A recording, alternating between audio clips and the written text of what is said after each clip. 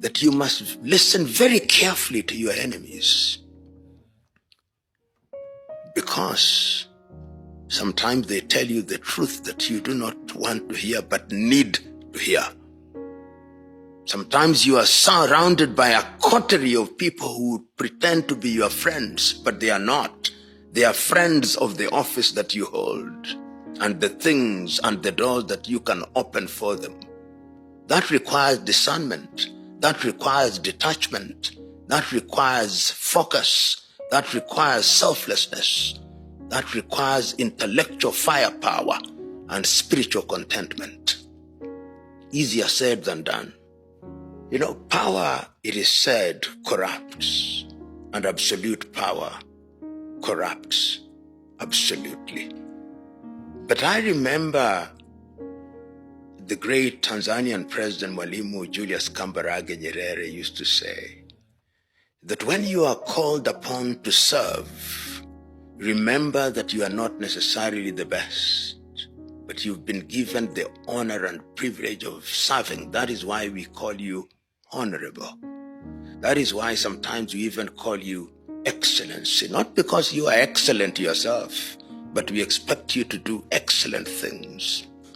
If you surround yourself with the wrong people who will continue to worship you, very soon you get used to being worshipped, then you become a demigod and you become hostile to truth and you become attracted to flattery.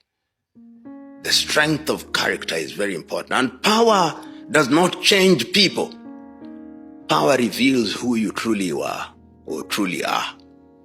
I've interacted with individuals even across this continent, men and women who mean well and they serve well. I was telling a friend of mine who is a senior politician in Kenya that one of the greatest hallmarks of a servant leader is that when he or she receives a letter from a citizen, he or she acknowledges the letter. And I've dealt with many African heads of state, and to their credit, quite a number of them, they will cause the letter to be acknowledged. In Kenya, which is my country, you write to leaders, they never respond. Never. Because there is arrogance, which is tragic. So what must one do when one gets into public office? Humility must never abandon you.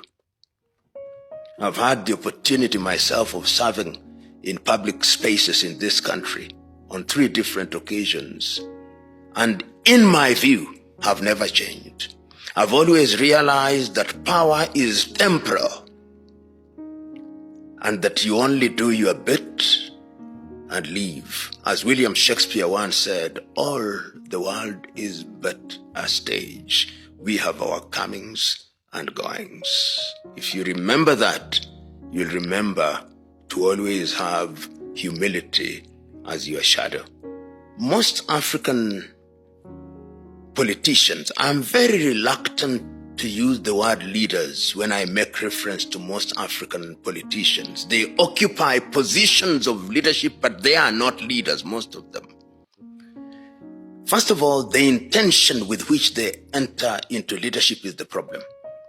They seek office because they love power and privilege and opportunity that it provides to them. They want to become wealthy. And the easiest and shortest avenue to wealth in Africa today is public office. With the minimum effort, you become a multi-millionaire. They go there in order to be worshipped. And they go there not to do the right thing. And once they have been in office, they do so many wrong things that it becomes dangerous for them to leave office. So their continued occupation of office is also to ensure that they enjoy immunity that comes with office. But when you are a good leader who does the right thing, you do not fear to leave office, because Nothing has changed. And I've seen leaders of that ilk in this part of the continent. And there are quite a number of sprinkling of leaders who have left office and are doing great things. Joaquim Chissano in Mozambique.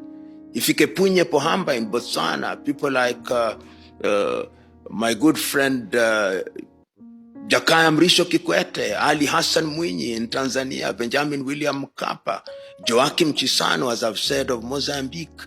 These are people who have left office and nothing is happening to them because they are men and women of integrity. John Mahama of Ghana. There are quite a number of them now across the continent who do not fear being out of office, and they are doing great things once they leave office. But there are others who will never leave office, because the day they leave office, holding all factors constant, they ought to be arrested.